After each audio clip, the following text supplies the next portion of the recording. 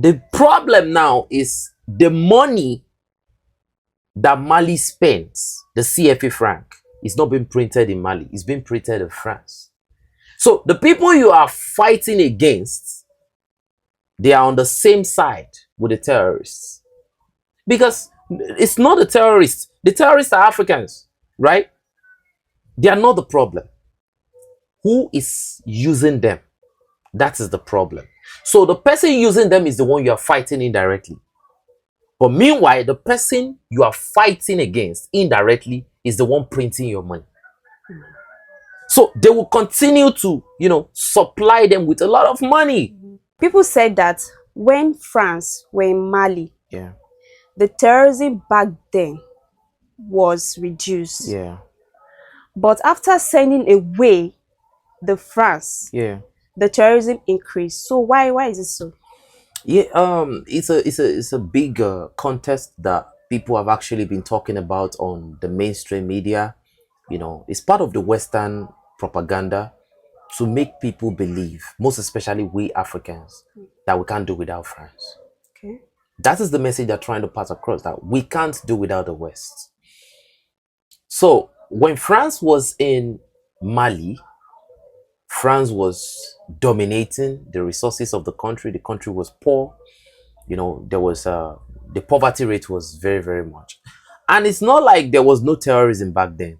There was terrorism. But France used to negotiate with the terrorists. This is something that happens in most countries. They are the main employers of the terrorism themselves back then. And this is a tool. This is the latest. You see, terrorism is the latest tool of neocolonialism, right? But France is the master. Mali was like the slave. The terrorists were like the colonial clerks.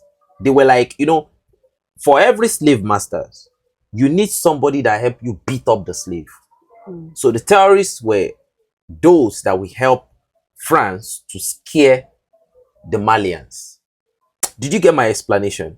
So the plan is to make sure you destabilize the people so that they won't even have the consciousness to think about what God gave to them. So France was in charge of the minerals. Even if you discover anything in France, in Mali, it's your business. France is the first.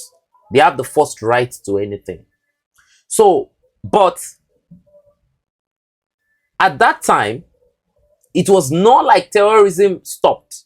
I felt like France anticipated that a day like this is going to come, where the people are going to stand up and demand. Because if you check back the French history, people have always, campaigned against France. But what happened to them? They get killed en masse.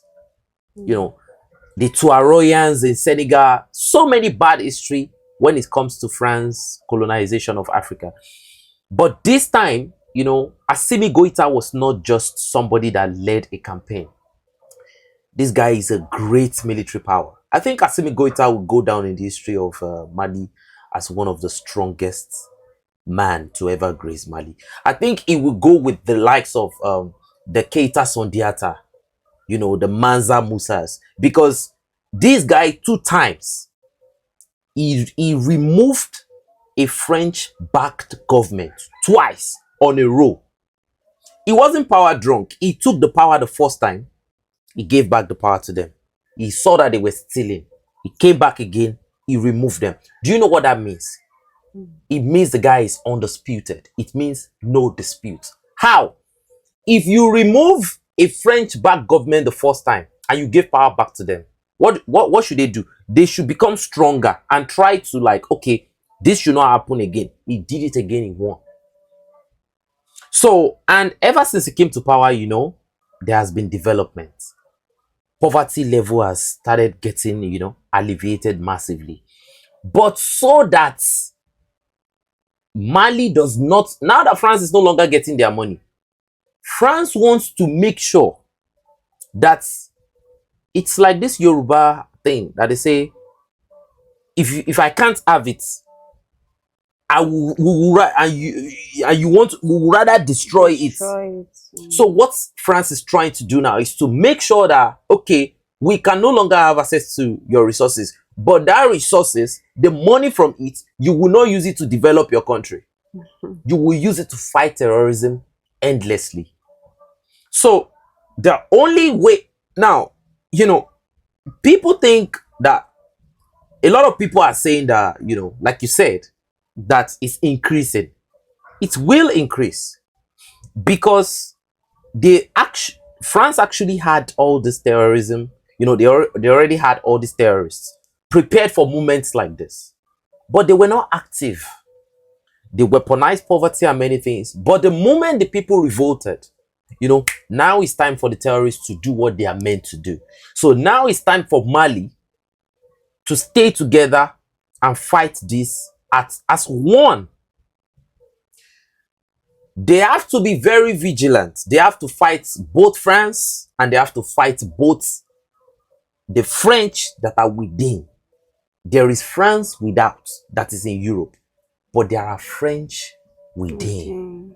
And those are the enemies within. Those are the people that just plotted the recent coup d'etat, and that is treason in Mali. So, for me, that is the reason why you have terrorism increasing in Burkina Faso, in Mali, in Niger. Guess what? If France return back today, let them just play let Mali just play with France and just be like, okay, now we want you back and all of that. You will see that in the next 1 week, the whole fighting will go down. It's like you call back, like, hey, everybody, ceasefire. No, let's come to the peace. Let's make peace deal. That's what they are trying to do. That has always been their pattern for a very long time. But it's very difficult for them right now. No more constant electricity in France because they don't get uranium from Niger Republic.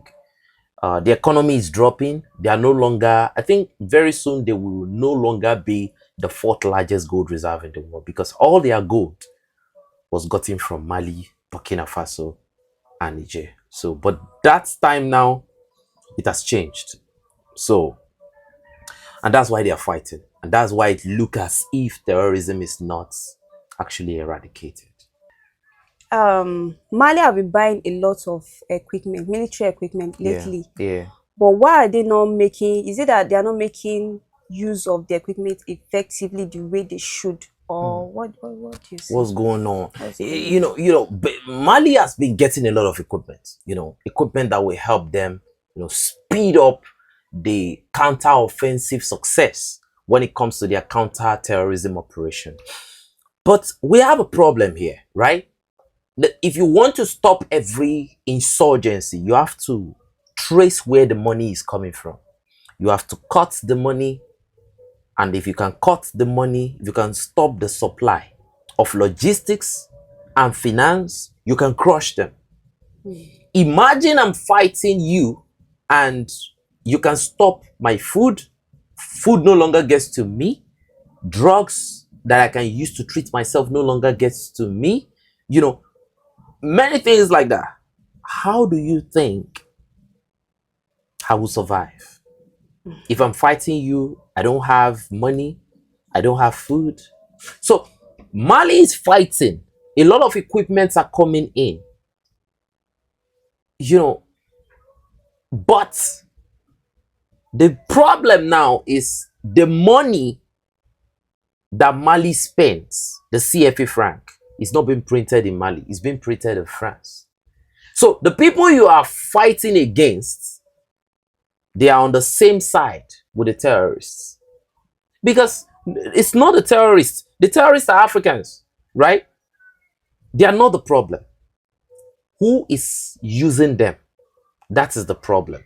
So the person using them is the one you are fighting indirectly. But meanwhile, the person you are fighting against indirectly is the one printing your money. So they will continue to, supply them with a lot of money. Malian government have to, sell, export, do a lot of business to get money. But France will just print this money and float it to the terrorists. Look at the equipment that we are seeing anti-material gun. We are seeing a lot of weapons from these terrorists. So the thing is, for Mali to have a great success against these terrorists, first of all, they have to change their currency. Now they have the economy to change their currency, but they have to do that very fast. They can back their currency up with their gold reserve. They are the second largest gold reserve in Africa. So if they can do that, definitely, Mali can go a long way. But until that is done, if the money is if France is still in control of that money, then there will be little to no progress. And they have to be able to cut, to create a border. They have to be able to build a border, because if they build a border, right, a border will ensure that terrorists don't move into Mali from other countries. Because let's not forget, they are killing a lot of terrorists, but we see that numbers keep increasing.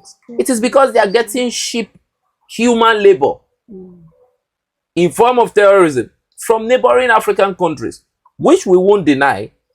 A lot of these terrorists have been recruited in northern Nigeria. When you have a woman and a man who has no job, that has about 30-something children, and they cannot account for more than 3. So what will happen to the rest of the 30-something? So definitely they recruit them cheaply. And these people don't have education, and they say no to education. They only want to learn about Islam. And they are being, reverse engineered psychologically to go and fight against. And most of these people, if you ask them, why are you fighting? They don't know. They are being instructed. They are giving them money. A child that can barely feed. Now you are giving the child maybe 100 CFA franc in a day. 5,000 CFA franc in a day. They will fight to the death. Because if you look at most of these terrorists that they are killing recently, they are very small.